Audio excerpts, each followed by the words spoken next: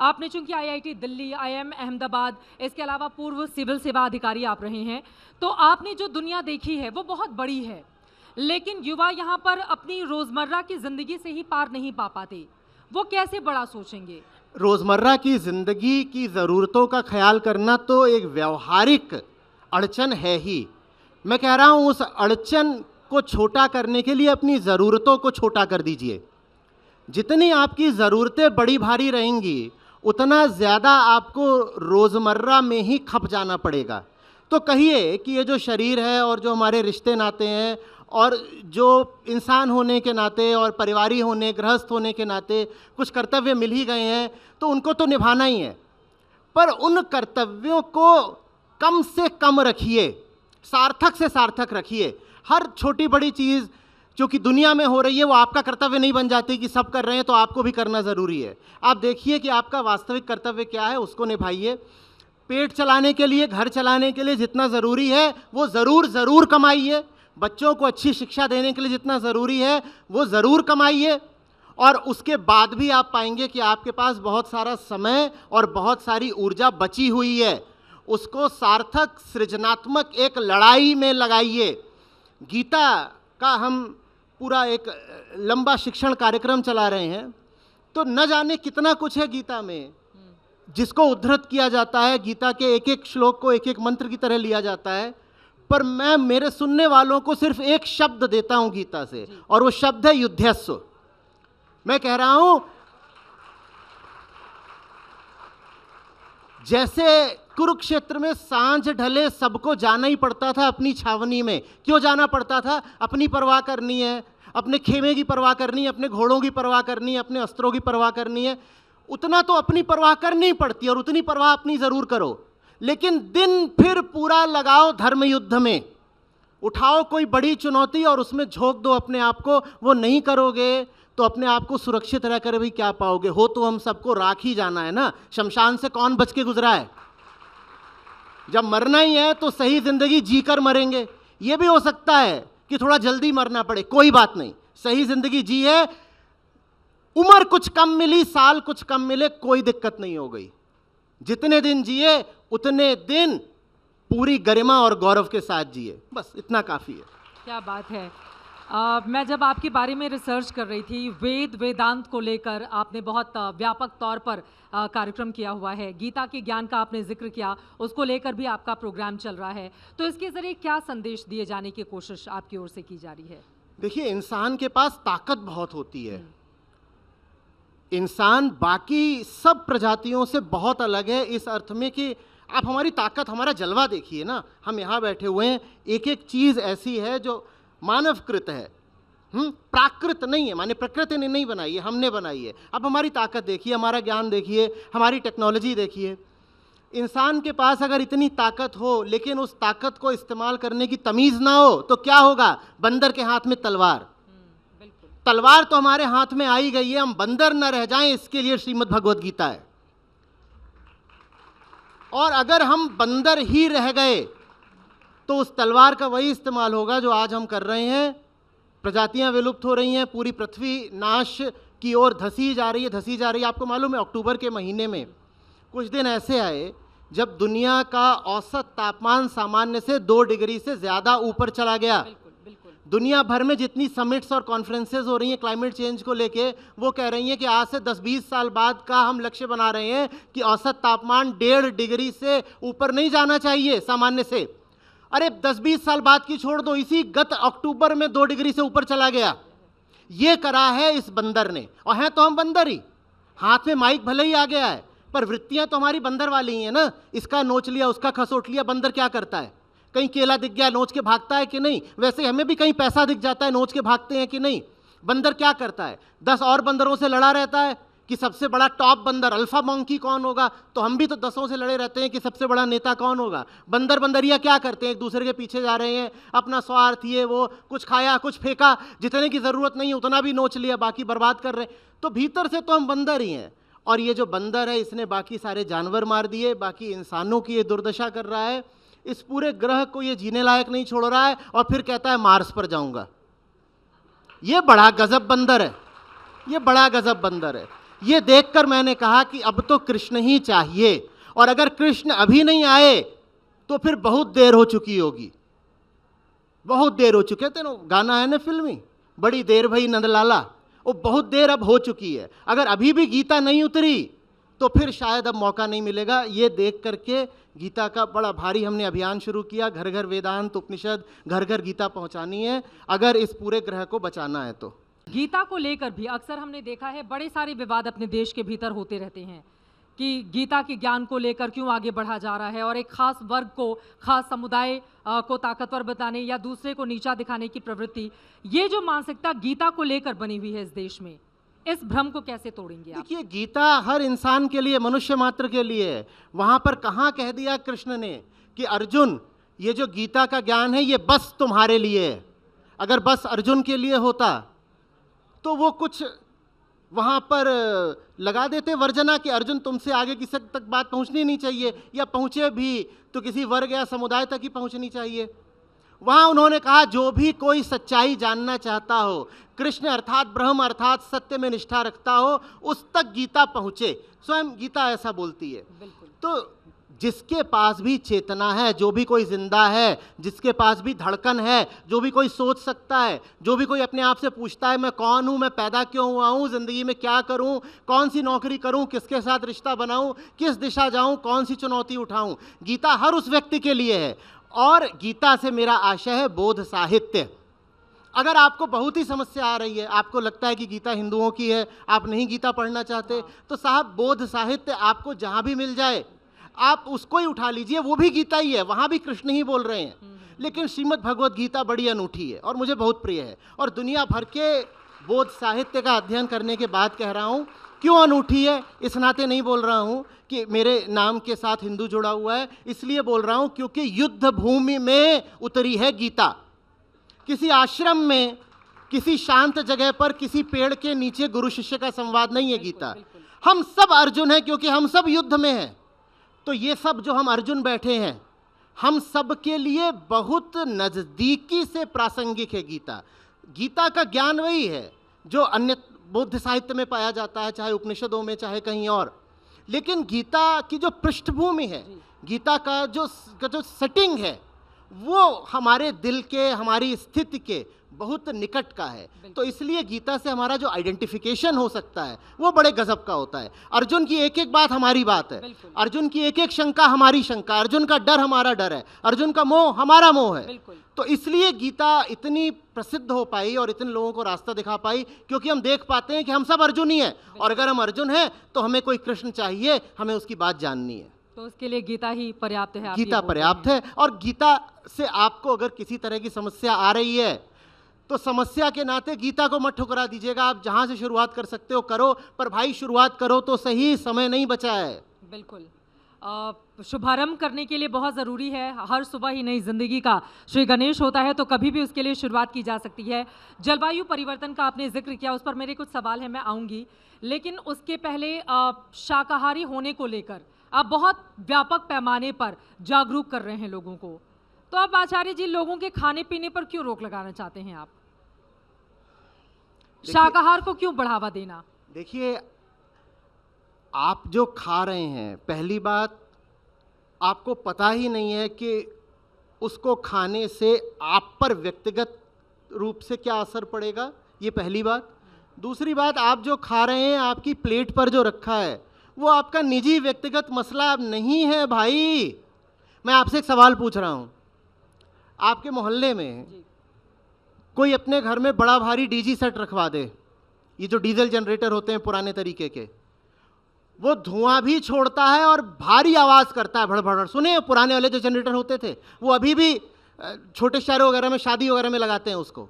अब किसी ने अपने घर में वो लगवा दिया और वो बोले ये तो मेरे घर की चार दीवारी में रखा हुआ है, इससे मोहल्ले वालों का क्या? तो आप क्या जवाब देंगे? बोलेंगे ये तुम्हारे घर में भले ही रखा हो, लेकिन ये निजी मसला नहीं है तुम्हारा। क्यों नहीं है? क्योंकि उसका धुआं हम तक भी आ रहा है, उसकी आवाज़ हम तक भी आ रही है। यही बात आपकी प्लेट पर जो खाना रखा है उस पर भी लागू होती है। आप जो खा रहे हो उसका असर मुझ पर भी पड़ रहा है भाई। नहीं तो ये बताओ कि बहुत सारी जगहों पर क्यों लिखा होता नो स्मोकिंग, धूम्रपान निषेध? आप कहते हैं साहब सिगरेट तो मेरी है और अगर कोई नुकसान हो रहा है तो मेरा हो रहा है। एक तो बात यह है कि आपका नुकसान हो रहा है, हमें अच्छा नहीं लगता आपका नुकसान हो, और दूसरी बात यह कि सिर्फ आपका नुकसान नहीं हो रहा है, आप जो कर रहे हो उससे हम सबका नुकसान हो रहा है। तो ये बात मेरे ओपिनियन की नहीं है, ये बात बिल्कुल साइंटिफिक है। और ये बात अगर अभी हमें पता नहीं है तो हमें अपनी शिक्षा पे सवाल उठाना पड़ेगा कि इस सदी का जो सबसे बड़ा सवाल है वो हमारी शिक्षा ने हम तक पहुंचाया क्यों नहीं। सवाल का जवाब तो छोड़ दो, सवाल ही नहीं पहुंचाया। बहुत सारे लोगों को पता भी नहीं है कि जलवायु परिवर्तन इस शताब्दी का सबसे भारी सवाल है। हम किन छोटे मुद्दों पे उलझे हुए हैं, बहुत सारी छोटी बातें, पॉलिटिक्स, ये वो 70 चीज़ों में उलझे हुए हैं। जो सबसे बड़ा सवाल है हम उससे अवगत ही नहीं है। आप जो खा रहे हो वो क्लाइमेट चेंज के लिए 30 से 45% तक उत्तरदायी है। ये हमें पता भी नहीं है। हम सोचते मैंने मांस खा लिया, मैंने मांस खा लिया। आपने जो मांस खाया वो दुनिया में गरीबी का बहुत बड़ा कारण है। आपने जो मांस खाया वो दुनिया में भुखमरी का बहुत बड़ा कारण है। आपने जो मांस खाया वो दुनिया की कितनी प्रजातियों के विलुप्त होने का बहुत बड़ा कारण है। और आपको पता भी नहीं होगा कि मांस और डेयरी एक दूसरे के बिल्कुल साथ साथ चलते हैं। आप जानते भी नहीं होंगे कि आपने जो दूध पिया है वही दूध आगे जाकर के मांस बन जाना है। आप नहीं भी खाएं तो निर्यात हो जाना है। ये बात हमें पता भी नहीं होता। हमारी शिक्षा ये बात हमें बता नहीं रही है, जाने किसी साजिश के तहत ये बातें हमसे छुपाई जा रही हैं। तो हम क्या खाते हैं इसको लेके बहुत जागरूक हो जाइए। ये कोई मेरे स्वाद की बात नहीं है कि मैंने क्या खा लिया। पृथ्वी के प्रति, अपने पड़ोसी, अपने बच्चे के प्रति आपके कर्तव्य की बात है कि आप बहुत ध्यान से देखें कि आप क्या खा रहे हैं। अब आ जाती हूँ आपके व्यक्तिगत जीवन पर, क्योंकि इसके बारे में आपके ज्ञान विज्ञान को लेकर बहुत सारे वीडियोस हैं, लेकिन आपकी खुद की ज़िंदगी को लेकर ये इतना बड़ा बदलाव, एक अधिकारी से इस तरह से लोगों का ज्ञान वर्धन करना, ये कैसे ट्रांसफॉर्मेशन हुआ आपके भीतर? कब आपने सोचा कि नहीं, लोगों को जागरूक करना ही मेरी ज़िंदगी का अब असल मकसद है? देखिए, जब आपके पास शिक्षा आती है तो शिक्षा एक ताकत की तरह होती है ना। अशिक्षित आदमी बेचारा कितना कमज़ोर होता है, उसे कुछ पता ही नहीं है। अब आपके पास शिक्षा आई है अगर, तो आप उसका इस्तेमाल जो सबसे ऊंचा काम होता है उसकी सेवा में ही तो करना चाहोगे। शिक्षा का काम हमें आज़ाद करना है। शिक्षा काम ये थोड़े ही है कि अब मैंने इंजीनियरिंग कर ली है, वो भी आईआईटी से, और इस वक्त आईटी सेक्टर हॉट चल रहा है तो मैं वहीं जॉब करूं। ये चॉइस की बात हुई या ये गुलामी की बात हुई कि मेरे तो सारे बाकी विकल्प ही बंद हो गए, मैं बाकी काम कर ही नहीं सकता क्योंकि मैं आईआईटीएन हूँ। उसके बाद अब मैं मैनेजर हो गया हूँ तो अब मुझे इन्वेस्टमेंट बैंकिंग या कंसल्टिंग ही करनी है। ये तो नैरोइंग डाउन ऑफ चॉइस हो गई ना, कि जो विकल्प थे, जो चॉइस थी, वो तो छिन गई। या कि अब भाई यूपीएससी हो गया है तो अब ब्यूरोक्रेट ही बनना है। मेरे पास अगर शिक्षा आई है, मैं अगर कुछ जानता हूँ, समझता हूँ, तो उससे तो अब मैं एम्पावर्ड और फ्री हो जाऊंगा ज़िंदगी में कुछ अच्छा करने के लिए। पर देखा उल्टा जाता है। देखा ये जाता है कि अगर आप कहीं से, खास तौर पे अच्छी जगह से, कहीं आईवी लीग से आप एमबीए करके आ गए तो आप कहते हो कि अब तो मुझे वही सब कुछ करना पड़ेगा ना जो कि एक एमबीए करता है। ये तो एक कंस्ट्रेंट हो गया, ये तो गुलामी हो गई। मुझे कोई समस्या नहीं है इंजीनियरिंग से, मैनेजमेंट से, ब्यूरोक्रेसी से, मैं उन सबका आदर करता हूँ। मेरा पूरा बैच वहीं पर मौजूद है, उनसे मेरे रिश्ते हैं, मैं जानता हूँ। लेकिन मैं ये जानता हूँ कि मैं इंजीनियर बन के जो कर सकता वो और भी लोग हैं करने वाले, वो कर रहे हैं। मैं मैनेजर बन के जो कर सकता वो करने वाले और भी लोग हैं, वो कर रहे हैं। ब्यूरोक्रेट्स भी भारत में हजारों हजारों हैं, वो भी अपना काम कर रहे हैं। लेकिन एक काम ऐसा था जो कोई नहीं कर रहा था, वो करना बहुत ज़रूरी था। तो मैंने क्या गलत करा अगर मैंने वो काम उठा लिया?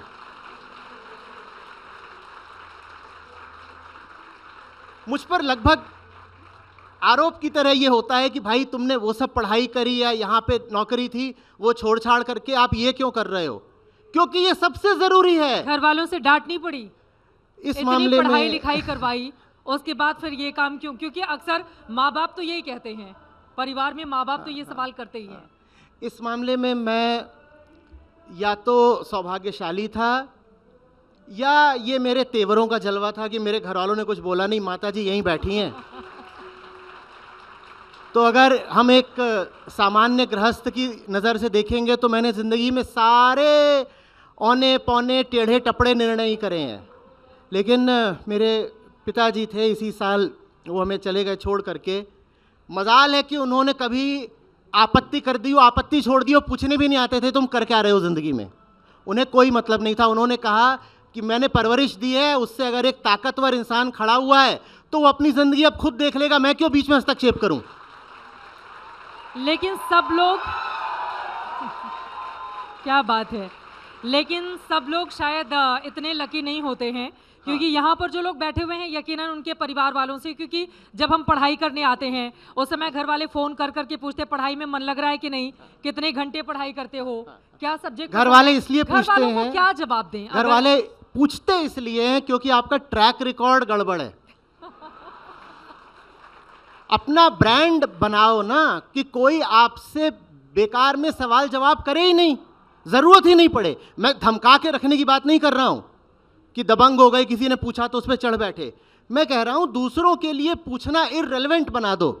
उनको भरोसा आ जाए कि आप जो भी करोगे जिंदगी में अच्छा ही करोगे। उनको ये भरोसा आ जाए कि आप जो निर्णय लोगे वो उनके द्वारा दी गई सलाह से भी बेहतर होगा, फिर वो नहीं पूछेंगे। आप जवान लोग हो, आप जब कहने आते हो घर वाले दबाव बना रहे हैं या घर वाले हमें हमारी मर्जी का काम नहीं करने देते, तो देखो ईमानदारी की बात यह है कि घर वालों को भरोसा ही नहीं आता कि उन्होंने अगर आपको आपके तरीके से छोड़ दिया तो आप कहीं किसी गड्ढे में जाके गिर नहीं जाओगे। आप ये साबित करके दिखाओ कि आपके पाँव में ताकत है और आपकी बुद्धि में सार्थकता है, उसके बाद घर वाले खुद ही पीछे हट जाएंगे। घर वालों के पास भी ज़िंदगी में करने को और भी काम है। यही थोड़ी है कि बेटे बेटियों और पोते पोतियों और भतीजों भांजों की ज़िंदगी में जाकर के घुसे हस्तक्षेप करें। नहीं, ऐसे बहुत सारे घर वाले हैं, मैं जानती हूँ ऐसे बहुत सारे परिवार वालों को। अब उनके लिए बताइए, फिर माँ बाप अगर अपने बच्चों के पीछे हमेशा पड़े रहते हैं, हर बात पे फ़ोन करना, ये कपड़ा क्यों पहना, यहाँ क्यों गए, इनके साथ क्यों घूमे, तो ऐसे माँ बाप के लिए भी कुछ सुनेंगे आप लोग कि माँ बाप तक आप लोगों की आवाज़ पहुँचाई जा सके? उनके लिए क्या बताएंगे आप? वहां पर आपको दबना झुकना इसलिए पड़ जाता है क्योंकि आप बहुत ज़्यादा आश्रित होते हो। क्या ज़रूरत है कि जवान हो जाओ और तब भी आश्रित रहो। आप अगर इतना ज़्यादा झुकते हो ना परिवार और समाज के आगे, तो उसकी बहुत बड़ी वजह है आपकी आश्रयता, डिपेंडेंसी। जिन्हें आज़ाद जीवन जीना हो वो सबसे पहले अपनी डिपेंडेंसीज हटाएं। आप ये मत सोचना कि आप इतना प्यार करते हो माँ बाप से कि माँ बाप की कही बात का पालन करना पड़ता है। बात प्यार की नहीं है, बात स्वार्थ की है। अब सुनने में बुरा लग रहा होगा, पर अगर मुझे सुनते हो तो ये मेरी बातें सहना आप सीख चुके होगे अब तक।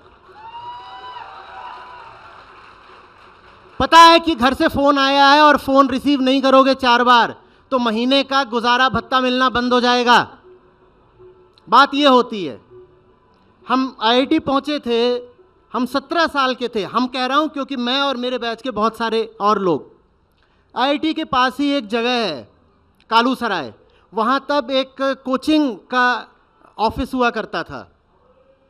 तो वहाँ पे जो स्टूडेंट्स होते थे उनकी कॉपियाँ चेक करने का एक कॉपी का 10 रुपया मिलता था। और उस उम्र से जा कर के हम लोगों ने ये कर दिया था कि यहीं जा कर के पैसे कमा लेंगे। इसके अलावा आईटीएन का ठप्पा मिल गया था तो ट्यूशन बहुत आसानी से मिल जाते थे, तो जाके ट्यूशन कर लो।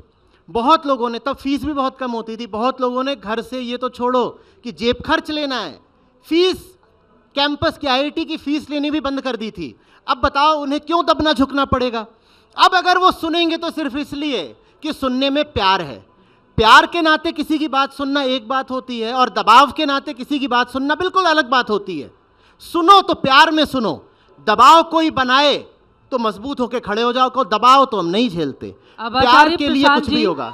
माँ बाप बोलेंगे कि ये भड़का रहे हमारे बच्चों को। मैं आपके बच्चों को इंसान बना रहा हूं और मेरे लिए माँ बाप लोगों, इन सब माँ बापों से कह रहा हूं कि आप उनके माँ बाप होंगे, मेरे लिए आप मेरे बच्चे हो। तो इन माँ बापों से कह रहा हूं आप भी इंसान बनो। और ये बहुत बार हुआ है कि हमारे साथ हमें सुनने वाले या हमारे कोर्सेज में पहले बच्चे आए हैं और फिर बच्चे पीछे जाके अपने माँ बाप को भी ले आए हैं। और ये माँ बाप वही थे जो 2 साल पहले तक मुझे गाली दिया करते थे। आज ये माँ बाप है जो कहते हैं और मैं पूरे कुटुंब को उठा करके ले आऊँगा। तो ये सब होता है, धीरे धीरे होता है।